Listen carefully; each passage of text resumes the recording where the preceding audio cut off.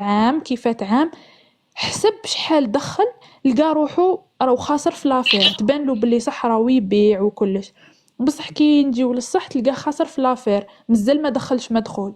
واصلا ما نقدروش نحكيو على تجارة كلاسيكية ولا تاجر كلاسيكي يقول لك راني رابح تحت 6 شهور 7 شهور، مستحيل. الشهر الاول يقلب تاع الكرا، الشهر الثاني كش ما يعدل في الحانوت، الشهر الثالث يخسر ويسلك السلعة اللي جابها كريدي وهذه وهذه وهذه.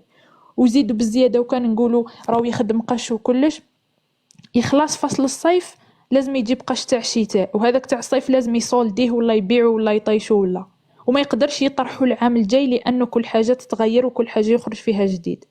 إذا هذو كامل يعتبروا معيقات. وحاليا وخاصة في السنوات الأخيرة صعيبة، عادت صعيبة بزاف أنه إنسان يفتح محل ويكون مرتاح ماديا. لازم يكون فري هارب في راسو ويكون تاجر كبير من بكري باش يقدر يخدم